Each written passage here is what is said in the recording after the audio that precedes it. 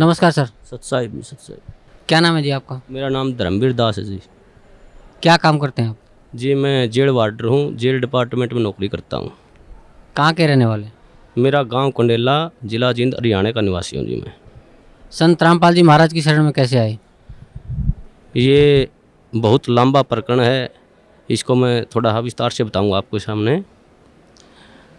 मैं जिस टाइम ये करौथा कांड हुआ उस टाइम रोहतक जेल पर वार्डर के पद पर था और बहुत तरह बात सुनी एक भाई ऐसे हुआ करौथा कांड, ऐसे सुनते थे अखबारों में हर रोज़। तो बड़ा दुख हुआ ये बातें सुनकर भाई, ये संत सभी ऐसे ही करते हैं। तो फिर कुछ दिन के बाद पता चला भाई संत रामपाल जी महाराज रोहतक जेल में आएंगे। तो हमारी वहाँ पर ड्यूटी थी, हमने देखा, सोचा भाई यहीं बात करेंगे, आके पूछेंगे उनसे क्या ये वास्तविक सच्चाई है। उसके बाद मेरे कुछ दोस्त थे मेरे गांव में जिन्होंने सतगुरु रामपाल जी महाराज जी से उपदेश लिया हुआ था। तो मैंने उनके पास जाकर कहा भाई तुम्हारे गुरुजी तो ये देखो अखबारों में ऐसे आते हैं, इनके बारे में बहुत बकवास ऐसे करते हैं। वो न बोले नहीं भाई हमारे गुरुजी ऐसे नहीं करते। लेकिन मेरे विश्वास नहीं हुआ इस बात का। तो एक मेरा दोस्त जो गांव में केबल का वैसे स्कूल, उसका प्राइवेट स्कूल है, गांव में केबल चलाता है वो, मैं उसके बाहर खड़ा होया, उससे मैंने बहुत गलत गलत बातें की उसको। अगर भाई तुम्हारे गुरुजी ऐसे करते, मैं तुम्हारे आता नहीं। उन्होंने बोला भाई एक बात बता, मेरी माँ पागल, एक्चुअल में उसकी माँ पागल थी, अपने कपड़े उतार कर फेंक देती थी। उसका पिताजी इतना शराबी था कि सारा गांव के बच्चे उसके पीछे लगे रहते थे। उन्होंने बोला भाई जब मेरे घर में मेरी माँ पागल से ठीक होगी, मेरा पिताजी शराब पीता था, आज एक नंबर का इंसान हो गया, मैं उस सुख को कैसे भूल जाऊँ, मैं कैसे ये कह दूँ भाई संत रामपाल जी महाराज मेरे गुरु जी के पास मतलब ये ज्ञान नहीं है, उनसे ये फ़ायदा नहीं होता, मैं मेरा जो फ़ायदा हुआ है उसको कैसे अनदेखा कर दूँ। इस बात का मेरा कोई असर नहीं हुआ। मैं उसको कह के, उन्होंने बोला अरे चाह तो पीता जाए, मैं बोला नहीं भाई मैं चाह नहीं पीऊँगा, मैं चला गया। तो फिर उसने मेरे पास फ़ोन कराया कि भाई हमारे गुरुजी आपके पास जेल में आ रहे हैं, आप उनको शिष्टाचार से बातें करना, आप तो कदे आप पाप के भागी हो जाओ। एक मेरा बड़ा भाई ओम प्रकाश नाम है उसका, उससे भी पहले वो करौथा कांड में सह परिवार जाया हुआ था, उसको भी मैंने फ़ोन पर बहुत ज़्यादा बातें की, भाई तुम वहाँ क्या करने गया था, आज फंस गया। वो थी ये कहा फ़ोन पे मेरे को, अगर भाई मैं तुम्हारे को ही छोड़ दूंगा, मैं गुरुजी को नहीं छोड़ सकता। फिर भी मेरी बुद्धि ने काम नहीं करे, भाई ये भाई ये कह रहा है भाई तुम्हें ही छोड़ दूंगा, गुरुजी को नहीं छोड़ सकता। फिर भी मेरी बुद्धि ने काम नहीं कराया, मैं भाई ये तो पागल हो गए। उसके बाद फिर गुरुजी जेल में आए। जेल में आने के बाद वो दिन बहुत, मैं उस दिन को बहुत खुशकिस्मत मानता हूँ कि उस दौरान मेरी जहाँ पर गुरुजी बंद थे वहाँ पर मेरी ड्यूटी लगी हुई थी। तो गुरुजी आए, जैसे आके वहाँ बार के अंदर लेट के शाम को, तो हमने ये सोचा भाई गुरुजी अब आए हैं, रिमांड से आए हैं, अब तो इनको आराम करते, सुबह बातें करेंगे। जब ही सुबह ड्यूटी पर फिर मेरे ड्यूटी वहीं लगनी थी, वहीं परमानेंट ड्यूटी होती थी 1 महीने के लिए, मेरी वहीं ड्यूटी थी। उसके बाद गुरुजी यूँ से सुबह जैसे ही गुरुजी को मैंने नज़दीक ही गया, गुरुजियों ने मेरे से पूछ लिया अक भाई हवलदार कौन से गांव का है तू? माँ जी मैं कंडेला गांव का। गुरुजियों ने कहा भाई कंडेले के तो बहुत भगत हैं मेरे। माँ जी हाँ बहुत भगत हैं। हाँ गुरुजी संत रामपाल जी महाराज ने मेरे ही बड़े भाई का नाम ले दिया, एक ओम प्रकाश है भाई मेरा कंडेला का बहुत बढ़िया भगत है। देखो कितनी अखबार में कितने सुनने के कारण मैं अपने भाई को मना कर दिया कि मैं नहीं जानता। इतना बुरा प्रचार सुनने के बाद मैंने अपने भाई को भी खुद मारा, माँ जा भाई मैंने ये कह दिया जी मैं नहीं जानता उसको। गुरुजी ने कहा भाई जान या ना जान मेरा भक्त है वो। माँ जी ठीक। गुरुजी ने मेरे को बिठाया, सृष्टि रचना सुनाई। मेरे को सृष्टि रचना सुनाने के बाद गुरुजी ने कहा बेटा ये बिल्कुल सत्य है जो सृष्टि रचना मैंने तेरे को सुनाई, इसको आपने ऐसे लगेगा जैसे ये मनगढ़ंत कहानी है। तो मैंने सृष्टि रचना सुनने के बाद मेरी ड्यूटी ऑफ हो गई, मैं चला गया। उसके बाद मैं संपर्क में, जैसे ही ड्यूटी होती हमारे गुरुजी में संपर्क में चला जाता, मैं वहाँ बैरक पे चला जाता और पूछता रहता। एक दिन मैंने वैसे पूछा गुरुजी आपके जो भगत हैं ये आपको परमात्मा मानते हैं? तो बोले भाई हाँ जी परमात्मा मानते बेटा मेरे को। माँ जी नहीं मानते परमात्मा, क्योंकि मेरे अंदर तो अड़ंगा भरा हुआ था, मैं 2 कौड़ी का इंसान। तो उन्होंने बोले क्या बात है बेटा? माँ जी जब आप भगवान मान लिए तो फिर उल्टा कदम क्यों रखना? वो फिर डर क्यों रहे हैं, हम तो सामने आना चाहिए। हमारे गुरु जी ने कहा बेटा कोई बात नहीं, अब थोड़े डर रहे हैं, वो सामने भी आएंगे। तो ऐसे हर रोज़ मैं गुरुजियों से पूछता जी ये जो आप मार्ग बता रहे, ये रोड़ा क्यों हुआ, क्या कारण था इसका। तो गुरुजियों ने बताया बेटा ये सत्तर प्रकाश पुस्तक पर रोड़ा था सारा, मैं प्रोजेक्टर पे दिखाता था इसको, और ये जितने भी आर्य समाजी हैं, ये आचार्य बैठे हैं, ये इसको बेच कर रोजी रोटी बना रहे हैं। इसमें वास्तविकता कुछ लिखी हुई है और हमारे समाज को बता रहे हैं कुछ अलग। तो उस बात पे ये रोड़ा था सारा। तो मैं एक इस परोपकार का ये काम कर रहा हूँ, ये भक्ति विधि सही बता रहा हूँ। मैं कहने लगा जी इस पृथ्वी पर ऐसा इंसान कोई नहीं जो परोपकार के लिए निस्वार्थ भाव से कार्य करता हो। तो गुरुजी ने कहा बेटा ये दास है। तो उस टाइम मेरे वैसे तो मन में अड़ंगा भरा था, मेरे गुरुजी ने कही, मेरे उस बात का विश्वास माँ जी मेरे ये बात जचती नहीं। तूने बोला बेटा जचो या ना जचो, मैं तेरे को जो बता रहा हूँ ये सत्य है। तो उस प्रभाव से मैं गांव में जो मेरा दोस्त केबल चलाता था उससे कहने लगा मैं तू कैसेट चढ़ा कर गुरुजी ज्ञान में ज्ञान, तो तत्व ज्ञान संदेश की कैसेट थी, उसमें जैसे मैं हर रोज़ घर जाता रहा तो वो कैसेट चलवा देता। एक दिन मैं कैसेट सुन रहा था, रात के 9:30-10 बजे का टाइम था। तो एक कैसेट इतनी मार्मिक कैसेट थी, उसमें मैं क्या बताऊँ, मेरे गुरुजियों के लिए मेरा हृदय फाट गया था। वो परमात्मा सतगुरुदेव उन्होंने कहा कि इस दास की जीभ कट जाए अगर झूठ बोलता हो तो मैं इस परोपकार समाज के लिए ज्ञान छुड़ा रहा हूँ।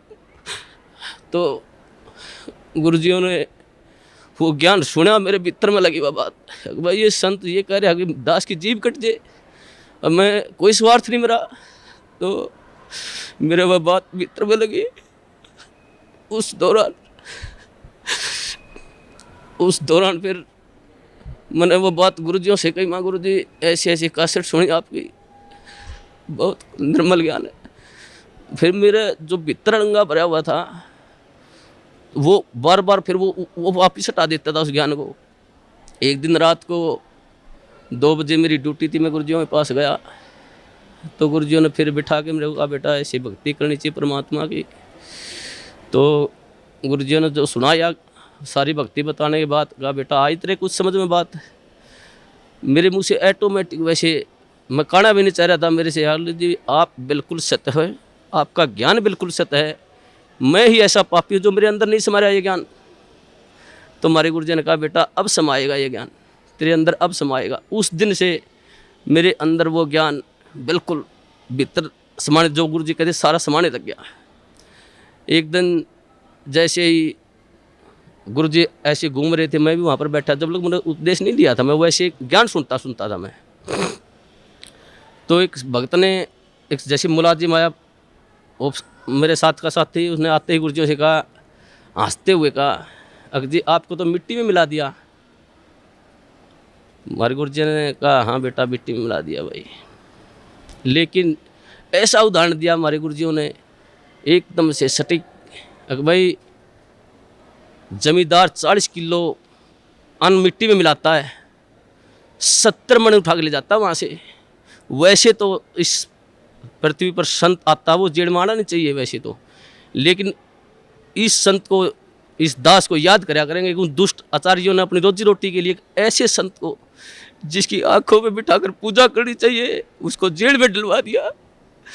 ऐसा मार्ग जो पृथ्वी पर संत रामपाल जी महाराज जी चला रहे थे, उस मार्ग को लगभग 2.5 वर्ष के लिए बंद करवा दिया। ऐसा मार्ग, ये परमात्मा ऐसा गुरुजियों से वहाँ देखता, जो गुरुजियों पर आरोप लगाए गए ऐसे आरोप, इंसान पागल होकर मर जाए, ये तो समर्थ परमात्मा है। इन्होंने तो वहाँ पर इतनी भी शकीन नहीं थी इनके, हर बार ऐसा निर्मल ज्ञान, ऐसा प्यारा ज्ञान। फिर उसके बाद हम गुरुजियों से मैं कहता हूँ गुरुजी नाम उपदेश दो दास को। तो मेरे गुरुजियों ने मेरे को मना कर दिया कि बेटा अभी नहीं, आप और थोड़ा समझो ज्ञान को, और थोड़ा ज्ञान को समझो, उसके बाद लेना ज्ञान आप उपदेश। मैं घर जाता कैसेट चलवा लेता, मेरे जो दोस्त था उससे भाई कैसेट चला गुरुजियों की, वो कैसेट मैं सुनता रहता। तो जैसे मेरी भक्तमती थी, मेरी घरवाली थी, वो मैं बाहर जाता तो ऑफ कर देती चैनल को, दूसरा लगा। मैं कहता जी आप इसको बंद मत करो, ये मैं सुनता हूँ, आपने नहीं सुनना तो आप आराम से वो करो। तो मैं हर रोज़ सुनने लगा गुरुजियों का ज्ञान, तो वो मेरे भीतर समाता गया। उसके पश्चात कई बार गुरुजियों से वहाँ पर जेल के अंदर, जैसे मैं गुरुजियों से बताता, गुरुजी आपके ये सत्संग सुना मैंने, तो गुरुजी फिर दोबारा बताते मेरे को। तो ऐसे होते होते लगभग 6 महीने चले गए और 1 साल से ऊपर लगभग 1.5 साल गुजर गया। फिर मेरी ड्यूटी प्रशासन ने मेरे को क्या कराया कि ये तो संत रामपाल जी को मिलने जाता है, इसकी ड्यूटी बाहर लगा दो जेल से। मेरी ड्यूटी बाहर लगा दी गई। बाहर लगाने के बाद अंदर मेरे को जाने नहीं दें, ज्ञान और नाम उपदेश मेरे को मिला नहीं। एक दिन वैसे गुरुजी, सोमवार का दिन था, 24 अगस्त को 2 बजे गुरुजी मुलाकात पर आए हुए थे। उन्होंने आने के बाद मैं जैसे ही मौका लगा कर डोडी में चला गया और मैंने ऐसे गुरुजियों की तरफ ऐसे आदर भाव से प्रणाम किया। गुरुजी ने इशारा कर दिया मेरी तरफ, बेटा इधर आ जाए। मैं चला गया। जाते ही परमात्मा ने, सतगुरुदेव रामपाल जी महाराज ने मेरे को नाम उपदेश दिया और कहा बेटा बाहर जल और मिश्री ले लेना, भक्तों को कह देना। वो दिन है, मेरे को उस दिन से ऐसे नाम उपदेश मिला। तो हमारे नाम उपदेश लेने के पश्चात जो प्रशासन था, जेल प्रशासन, सभी मुलाजिम, सुप्रिटेंडेंट, सभी हमारे खिलाफ 2-4 और दोस्त थे मेरे साथ, कई और दोस्त थे जिन्होंने साथ में नाम लिया था। तो प्रशासन खिलाफ हो गया। उन्होंने एक दिन हमारे को बुलाया और कहा भाई आप वर्दी में लेटते हो, यहाँ उस रामपाल के चरणों में पढ़ते हो, आप यहाँ पर सारा प्रशासन ये महसूस करते हैं, बेइज्जती महसूस करते हैं। हमने कहा जी परमात्मा ही बातें हैं, हम तो कौन कहने वाले हैं। परमात्मा ने की दास है, सतगुरुदेव रामपाल जी महाराज की दास है। मैंने जेल सुप्रिटेंडेंट को कहा जी आप जिस वक्त ड्यूटी पर आते हो आप परमात्मा को मानते हो? तो वो कहने लगे जी मैं मानता हूँ। उस सुप्रिटेंडेंट को मैंने कहा कि जी आप जब घर से आ रहे हो तो रास्ता मंदिर पड़ता हो तो आप वहाँ झुको नहीं गए, उसके प्रणाम नहीं करोगे? जी बोले भाई मैं करके आऊँगा प्रणाम।